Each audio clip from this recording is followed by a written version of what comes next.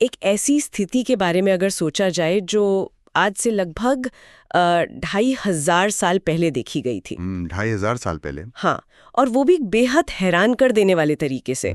मतलब प्राचीन काल में जब हमारे पास कोई मॉडर्न लैब टेस्ट्स या कंटिन्यूस ग्लूकोज मॉनिटर्स नहीं थे। राइट, खून की जांच करने वाली मशीन्स भी नहीं थी। बिल्कुल नहीं थी। तब सुश्रुता और चरका जैसे महान चिकित्सकों ने एक बड़ा अजीब ऑब्जर्वेशन किया। अच्छा? उन्होंने देखा कि कुछ खास मरीजों के पेशाब की मिठास चींटियों और मक्खियों को अपनी तरफ आकर्षित करती थी। ओह वाओ, ये तो बहुत ही शार्प ऑब्जर्वेशन है ना? और उन्होंने इस स्थिति को एक नाम दिया मधुमेह, जिसका सीधा सा अर्थ होता है हनी यूरिन, यानी शहद जैसा पेशाब। हाँ, मधुमेह, सही बात है। और ध्यान देने वाली बात यह है कि इसका जिक्र सिर्फ भारत में ही नहीं मिलता। अच्छा, और कहाँ मिलता है? 2500 BC के अथर्ववेदा और एंशिएंट इजिप्ट के एबर्स पपायरस में भी बिल्कुल इसी तरह इसका जिक्र है। ये सच में एक बहुत ही गहरी शुरुआत है। तो चलिए इसको थोड़ा विस्तार से समझते हैं। आज के इस गहन अध्ययन में हम इन प्राचीन आयुर्वेदिक ग्रंथों और आधुनिक क्लिनिकल रिसर्च दोनों को एक साथ रखकर देखेंगे। ये एक जरूरी अप्रोच है आज के वक्त में। हाँ, क्योंकि हमारा मकसद ये समझना है कि आयुर्वेदा इस स्थिति को, जिसे आज हम टाइप 2 डायबिटीज कहते हैं, आखिर किस नज़र से देखता है, इसके मूल कारण क्या है और इसे नेचुरल तरीके से मैनेज कैसे किया जा सकता है। देखिए, जब हम उस दौर की बात करते हैं तो ये साफ हो जाता है कि मेटाबॉलिक डिसऑर्डर्स कोई नए जमाने की पैदाइश नहीं है। राइट, हमें लगता है कि ये मॉडर्न प्रॉब्लम है। बिल्कुल, आज हमारी भागदौड़ भरी जिंदगी में ये आम समस्या बन चुकी है। लेकिन सदियों पहले भी इंसानी शरीर लगभग उन्हीं चुनौतियों का सामना कर रहा था। तो फिर फर्क क्या था उस वक्त और आज में? फर्क सिर्फ इतना था कि उस वक्त इसे देखने और सुलझाने का नजरिया पूरी तरह से होलिस्टिक था। मतलब वो पूरे बॉडी सिस्टम को देखते थे। एग्जैक्टली। आयुर्वेदा सिर्फ ब्लड शुगर के नंबर्स को कम करने पर फोकस नहीं करता। ये इस बात की तह तक जाता है कि आखिर शरीर के अंदर वो कौन सा पूरा का पूरा सिस्टम है जो फेल हो गया है, जिसके नतीजे में खून में शुगर घूम रही है। हाँ, वही तो मेन इशू है। और यहीं से हमारा पहला बड़ा सवाल पैदा होता है। अगर हम नंबर्स और मॉडर्न लेबल्स को थोड़ी देर के लिए भूल जाएं, तो अंदर आखिर हो क्या रहा है? आयुर्वेदा में इस बीमारी की जड़, यानी इसके शुरू होने के कारणों को क्या बताया गया है, मैं ये समझना चाहती हूँ। देखिए, प्राचीन ग्रंथों में इन कारणों को निदाना कहा गया है। निदाना, ओके। और अगर हम चारका संहिता को देखें तो उसमें मधुमेह के जो निदाना लिखे हैं वो आज के मॉडर्न लाइफस्टाइल का एक एग्जैक्ट रिफ्लेक्शन है। Wait, really? उन्होंने मॉडर्न लाइफस्टाइल को तभी डिस्क्राइब कर दिया था? एक तरह से हाँ। उसमें सबसे पहला कारण बताया गया है अस्या सुखा, जिसका मतलब होता है आरामदेह जीवन या बिल्कुल सेडेंट्री लाइफस्टाइल। ओहो, जो आजकल सबका है। बिल्कुल। दूसरा है स्वप्न सुखा, यानी जरूरत से ज्यादा सोना, खासकर दिन के वक्त। अच्छा, दिन में सोना भी एक कारण है? हाँ, और खुराक के मामले में भारी, मीठे, फैटी फूड्स या नए अनाज का बहुत ज्यादा सेवन करना। तो इन आदतों का शरीर पर असर क्या होता है? जब हम लगातार इस तरह की आदत पाल लेते हैं ना, तो शरीर के अंदर एक खास दोषा, जिसे कफा कहते हैं, और उसके साथ मेदा यानी फैट, दोनों असंतुलित होकर बढ़ने लगते हैं। यहाँ मैं थोड़ा रुककर एक लॉजिक समझना चाहती हूँ। आमतौर पर हम ब्लॉकेजेस को एक सिंपल ट्रैफिक जैम की तरह देखते हैं। ट्रैफिक जैम सही एग्जाम्पल है। लेकिन ट्रैफिक जैम का मेटाफर बहुत पुराना हो चुका है। अगर हम इसे किसी इंजन के नज़रिए से देखें, जैसे अगर हम एक पेट्रोल इंजन में डीजल डाल दें, राइट, वो तो पूरा इंजन ही खराब कर देगा। वही ना, वो डीजल पूरे इंजन में एक मोटा चिपचिपा स्लज यानी कीचड़ जैसा जमा कर देगा, जिससे स्पार्क प्लग्स काम करना बंद कर देंगे। क्या आयुर्वेदा का मैकेनिज्म कुछ इस तरह का है? ये इंजन वाला एनालॉजी बिल्कुल सटीक बैठता है। और आयुर्वेदा इस चिपचिपे स्लज को आमा कहता है। आमा? तो ये आमा बनता कैसे है? जब हमारी अग्नि यानी शरीर की डाइजेस्टिव फायर उस भारी और मीठे खाने को ठीक से पचा नहीं पाती है। ओके, डाइजेशन ठीक से ना होने की वजह से। हाँ, तो वो खाना एक टॉक्सिक अनराइपेंड वेस्ट में बदल जाता है। यही आमा है। अब ये आमा और बढ़ा हुआ फैट जब खून के साथ बहते हैं तो वो रास्तों को ब्लॉक कर देते होंगे। एग्जैक्टली। ये शरीर के स्रोतास यानी माइक्रोस्कोपिक चैनल्स को ब्लॉक कर देते हैं। ये स्रोतास वही स्पार्क प्लग्स हैं जो सेल्स तक एनर्जी पहुंचाते हैं। अच्छा। जब ये रास्ते इस चिपचिपे स्लज से ब्लॉक हो जाते हैं तो बॉडी का मूवमेंट कंट्रोल करने वाला दोषा यानी वाता प्रकोपित हो जाता है। मतलब वाता डिस्टर्ब हो जाता और है। वाता रास्ता ब्लॉक होने की वजह से अपनी नॉर्मल दिशा में नहीं बह पाता और पूरे सिस्टम में एक उथल-पुथल मचा देता है। एक सेकंड, मुझे इस पॉइंट पर सच में चैलेंज करना पड़ेगा। बोलिए। अगर वो माइक्रोस्कोपिक चैनल्स ब्लॉक हो चुके हैं फैट और आमा के वजह से, तो उस हिसाब से तो जो भी मीठा हम खा रहे हैं उससे पेट में ही अटक जाना चाहिए या फैट में बदल जाना चाहिए।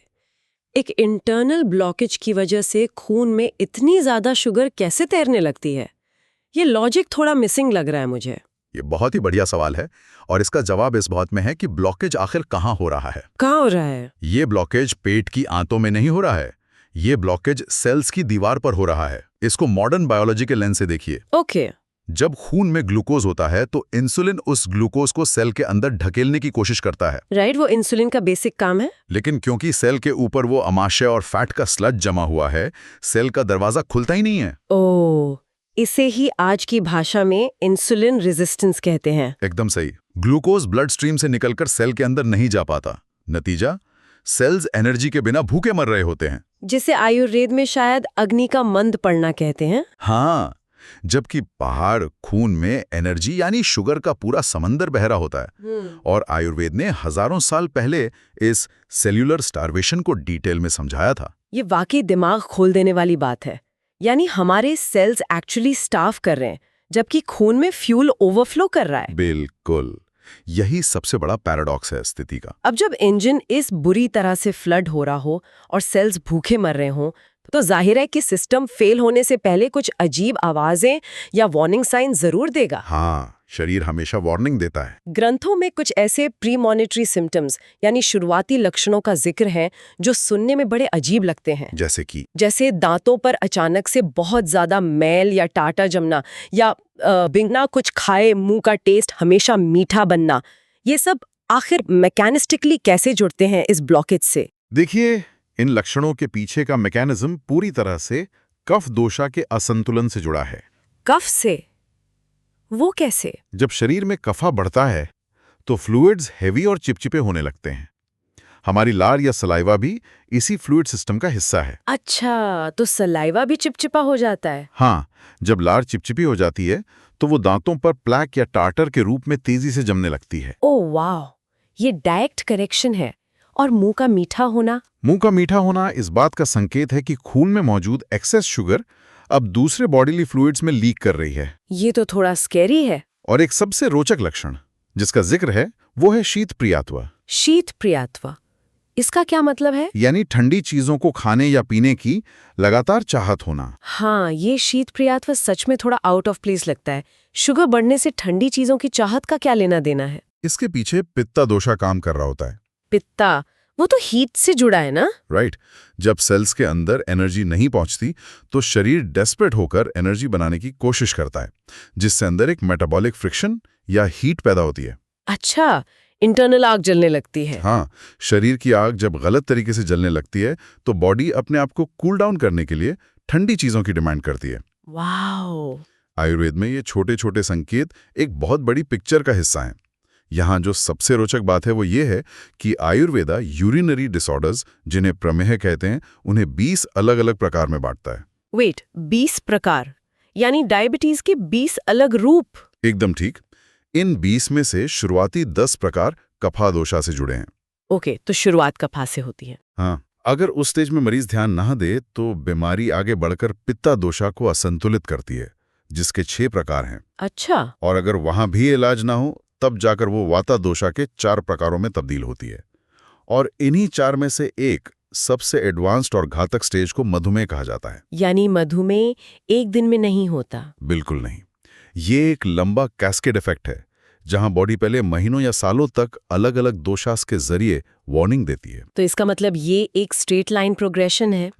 लेकिन क्या हर इंसान के लिए इस बीमारी का रास्ता और इसका एंड रिजल्ट एक जैसा होता है? नहीं, ऐसा जरूरी नहीं है। मैं इसलिए पूछ रही हूँ क्योंकि अक्सर देखा गया है कि कुछ लोग काफी ओवरवेट होते हैं और उन्हें डायबिटीज हो जाता है, जबकि कुछ लोग बिल्कुल लीन या पतले होते हैं और उनका ब्लड शुगर भी आउट ऑफ कंट्रोल रहता है। और यहाँ आकर आयुर्वेदा की प्रोग्नोसिस यानी बीमारी के भविष्य को आंकने की विधि मॉडर्न मेडिसिन से एक कदम आगे निकल जाती है। वो कैसे? आयुर्वेदा सभी मरीजों को एक ही चश्मे से नहीं देखता, मरीज की बॉडी टाइप के आधार पर अप्रोच पूरी तरह बदल जाता है। ओ, बॉडी टाइप के हिसाब से। अगर मरीज स्थौल्य है यानी ओबीज या भारी शरीर वाला है तो आयुर्वेदा उस स्थिति को सद्य मानता है, जिसका अर्थ है कि इसे ठीक किया जा सकता है या आसानी से मैनेज किया जा सकता है। एक सेकेंड, ये थोड़ा काउंटर इंट्यूटिव नहीं है? कैसे? मोटे लोगों में फैट ज्यादा है, इंसुलिन रेजिस्टेंस ज्यादा है, तो उनका केस तो ज्यादा खतरनाक होना चाहिए ना। पतले लोगों को ठीक करना तो आसान होना चाहिए क्योंकि उनमें वो फैट का स्लज कम होगा। देखने में ऐसा ही लगता है, लेकिन आयुर्वेदा इसे टिश्यूज की स्ट्रेंथ के नजरिए से देखता है। टिश्यूज की स्ट्रेंथ? हाँ, जो मरीज स्थौल्य या मोटे हैं उनके अंदर फैट भले ही ज्यादा हो, लेकिन उनके बाकी टिश्यूज या धातुज में एक रिजर्व ताकत होती है। अच्छा। इस ताकत की वजह से उन पर एग्रेसिव शोधन यानी हैवी डिटॉक्स और पंचकर्मा थेरेपीज का इस्तेमाल किया जा सकता है।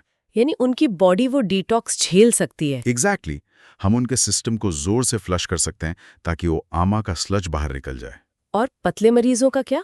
जो मरीज कृशा यानी लीन और पतले होते हैं या जिनमें ये बीमारी आनुवांशिक होती है, उनके टिश्यूज पहले से ही कमजोर और डिप्लीटेड होते हैं। ओ, आनुवांशिक मतलब हेरिडिटरी? हाँ, अगर हम उन पर स्ट्रॉन्ग डिटॉक्स थेरेपीज यूज करेंगे तो उनका बचा कुथा टिश्यू भी नष्ट हो जाएगा और उनका वाता दोष और भी ज्यादा आउट ऑफ कंट्रोल हो जाएगा। ये तो बहुत रिस्की हो जाएगा। इसलिए पतले मरीजों में इसे असाध्य या इनक्योरेबल माना गया है। उन्हें सिर्फ मैनेज किया जा सकता है, क्योर नहीं। क्या डिटेल है। तो एसेंशियली भारी शरीर वालों के पास वो शॉक अब्जॉर्ब करने की कैपेसिटी होती है जो पतले लोगों के पास नहीं होती। बिल्कुल सही समझिए आप। अब जब हमें ये पूरा मैकेनिज्म और बॉडी टाइप्स का फर्क समझ आ गया है, तो चलते हैं उस हिस्से पर जिसका सबको इंतजार रहता है, इलाज। हाँ, चिकित्सा बहुत जरूरी मुद्दा है। और जब हम इन डीप डाइव्स के लिए रिसर्च करते हैं तो देखते हैं कि आयुर्वेदिक ग्रंथों में इतनी औषधियों का जिक्र है कि एक पूरी आंगन की रसोई किसी नेचर्स फार्मेसी जैसी लगने लगती है। सही बात है।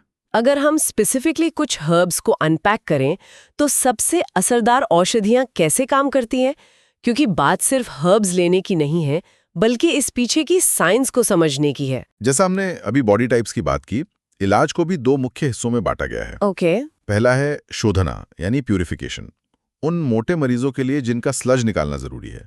इसमें वमना और विरेचना जैसे तरीके आते हैं। और दूसरा है शमना यानी पैसिफिकेशन, पतले मरीजों के लिए, जिसमें खास टॉनिक्स और औषधियां दी जाती हैं जो बिना टिश्यूज को तोड़े ब्लड शुगर को कंट्रोल करती हैं। और इन औषधियों में सबसे खास क्या है? अगर हम औषधियों पर ध्यान दें तो एक पावर ट्रियो है जो सबसे ज्यादा उभर कर आता है, नीम, करेला और जामुन। चलिए इस ट्रियो को थोड़ा माइक्रो लेवल पर देखते हैं। करेला तो हम सबकी डाइट्स का हिस्सा रहा है, लेकिन लोग आमतौर पर इसके कड़वेपन से भागते हैं। हाँ, कड़वापन पसंद नहीं आता लोगों को। क्लिनिकल रिसर्च इस बारे में क्या कहती है कि आखिर करेला बॉडी के अंदर करता क्या है? करेला को आप नेचर का अपना इंसुलिन मिमिक कह सकते हैं। इंसुलिन मिमिक मतलब इंसुलिन की कॉपी? बिल्कुल। रिसर्च दिखाती है कि इसमें खास प्लांट बेस्ड कंपाउंड होता है जिसे पॉलीपेप्टाइड पी कहा जाता है। ये कंपाउंड स्ट्रक्चरली हमारे ह्यूमन इंसुलिन से बहुत मिलता जुलता है। अच्छा। जब ये खून में जाता है तो ये उन्हीं सेल डोर्स पर जाके फिट हो जाता है जहां नेचुरल इंसुलिन को काम करना था। एक तरह से ये उन जिद्दी दरवाजों को धक्का देकर खोलने का काम करता है, ताकि खून का ग्लूकोज सेल्स के अंदर जा सके। ये तो कमाल है। इसके अलावा इसमें चारैंटिन नाम का कंपाउंड होता है जो आंतों में ग्लूकोज के एब्जॉर्ब होने की स्पीड को बिल्कुल स्लो कर देता है, यानी खून में अचानक से शुगर का फ्लड नहीं आता। ये तो सीधा सीधा एक मैकेनिकल इंटरवेंशन लग रहा है। और नीम का इसमें क्या रोल है? नीम को तो हम त्वचा की बीमारियों के लिए ज्यादा जानते हैं। नीम का सबसे बड़ा काम है उस मेटाबॉलिक फायर या सेल्यूलर इन्फ्लेमेशन को शांत करना जिसके बारे में हम बात कर रहे थे। ओके, इन्फ्लेमेशन को कम करता है। नीम तासीर में कड़वा और ठंडा होता है। ये खून को प्योर करता है और कपा और पित्ता दोनों को बैलेंस करता है, जिससे सेल्स बेहतर काम कर पाते होंगे। हाँ, जब सेल्यूलर इन्फ्लेमेशन कम होती है तो सेल्स की सेंसिटिविटी इंसुलिन के प्रति अपने आप बढ़ जाती है। और इस त्रियो का तीसरा साथी है जामुन। उसका क्या काम है? जामुन के बीजों का ग्लाइसेमिक इंडेक्स बहुत लो होता है। ये स्टार्चेस को जल्दी से शुगर में बदलने से रोकते हैं। ओह, तो तीनों मिलकर काम करते हैं। बिल्कुल। जब ये तीनों एक साथ मिलते हैं तो एक डाइजेशन ठीक कर रहा है, दूसरा सेल के दरवाजे खोल रहा है और तीसरा खून में शुगर के फ्लो को धीमा कर रहा है। ये एक मुकम्मल सिनर्जी है। एकदम परफेक्ट टीम वर्क लग रहा है ये तो। लेकिन सिंगल हर्ब से आगे बढ़ें तो आयुर्वेदिक फार्माकोलॉजी में कुछ ऐसी बड़ी फॉर्मुलेशंस हैं जो सच में आश्चर्य में डाल देती हैं। फॉर्मुलेशंस का रोल बहुत बड़ा है। एक नाम जो लगातार हाईलाइट होता है वो है चंद्रप्रभा वटी। मैंने पढ़ा कि इसके एक अकेली गोली में 37 अलग-अलग हर्ब्स और मिनरल्स होते हैं। सही पढ़ा आपने। ये तो किसी फार्मास्यूटिकल मास्टर क्लास जैसा लगता है। 37 चीजें एक साथ। क्योंकि डायबिटीज या मधुमेह कभी भी अकेला नहीं आता। आज के दौर में हम जानते हैं कि डायबिटिक मरीजों में हार्ट अटैक, हाई कोलेस्ट्रॉल और किडनी फेलियर का रिस्क सबसे ज्यादा होता है। राइट, कॉम्प्लिकेशंस बहुत होती हैं। इसलिए चंद्रप्रभावटी सिर्फ शुगर कम करने के लिए डिजाइन नहीं की गई थी। उसमें मौजूद वो 37 हर्ब्स एक पूरे टास्क फोर्स की तरह काम करते हैं। मतलब अलग अलग ऑर्गन्स पर काम करते हैं। हाँ, कुछ हर्ब्स ब्लड ग्लूकोज को रेगुलेट करते हैं, कुछ लिपिड प्रोफाइल यानी कोलेस्ट्रॉल और ट्राइग्लिसराइड्स को काटते हैं, और सबसे अहम बात, हाँ, इसमें ऐसे मिनरल्स हैं जो किडनी की कैपिलरीज को प्रोटेक्ट करते हैं ताकि एक्सेस शुगर उन्हें डैमेज ना करें। ये एक मल्टी ऑर्गन शील्ड की तरह है। वाओ। और इसके बिल्कुल उलट एक और फॉर्मुलेशन है जो अपनी सिंप्लिसिटी के लिए जानी जाती है, निशा माला की। हाँ, निशा माला की। ये बहुत असरदार है। इसमें सिर्फ 2 चीजें हैं ना, हल्दी जिसे हरिद्रा कहा जाता है और आंवला। मुझे समझ नहीं आता कि सिर्फ हल्दी और आंवला आखिर इतने बड़े मेटाबॉलिक फेलियर को कैसे टैकल कर सकते हैं। इनका मैकेनिज्म क्या है?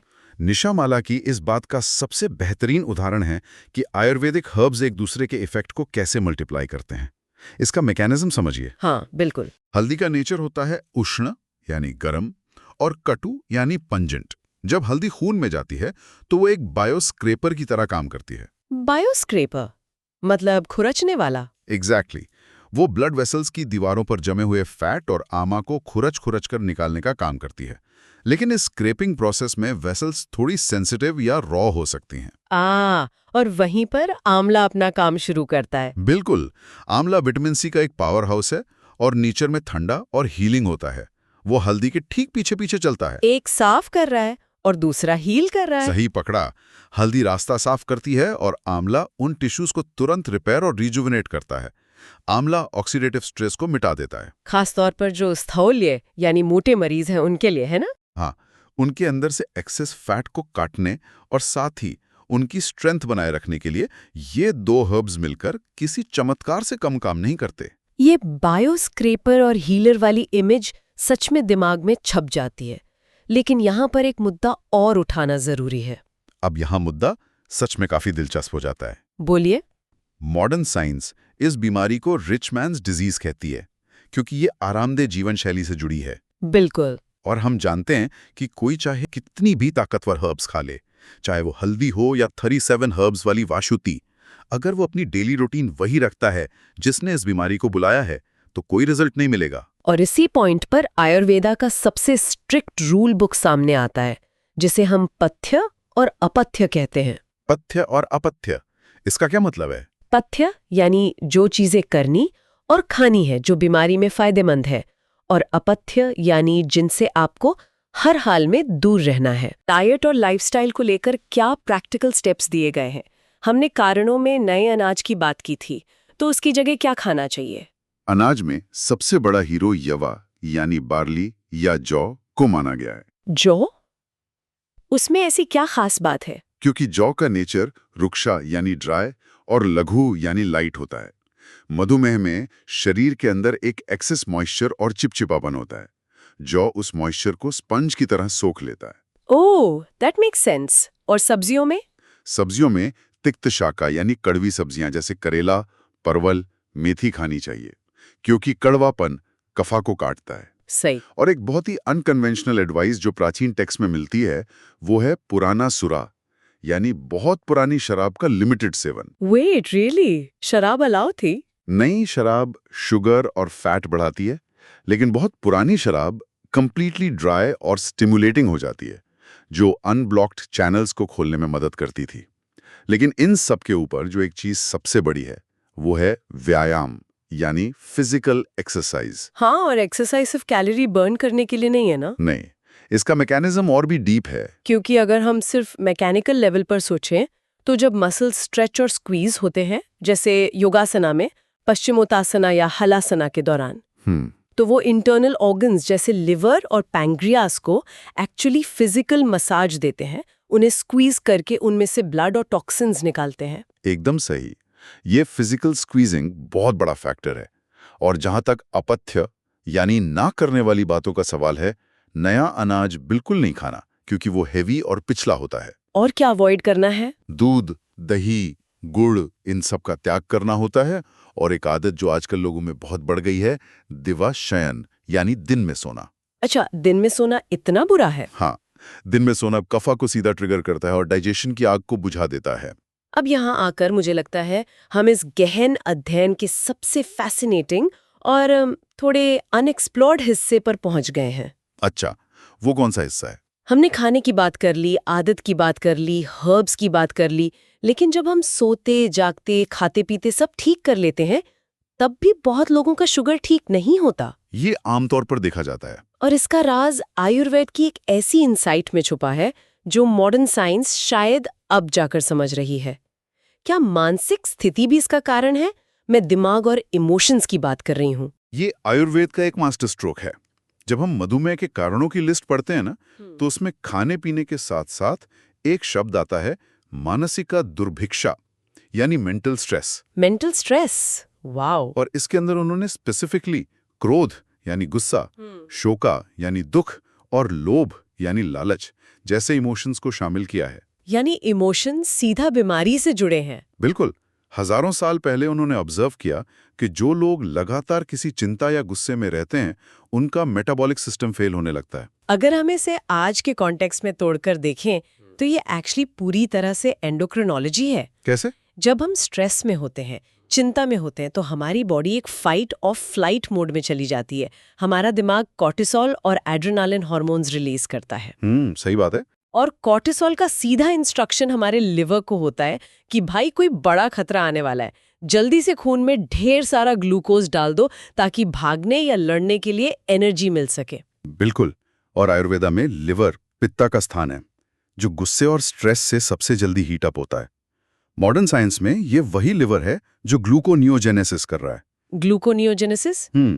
यानी नया ग्लूकोज बनाकर ब्लड में डाल रहा है। हाँ। अब सोचिए, आप ना तो किसी शेर से लड़ रहे हैं और ना भाग रहे हैं, आप सिर्फ लैपटॉप के आगे बैठकर किसी ईमेल पर गुस्सा हो रहे हैं। और शुगर बढ़ रही है। वही तो।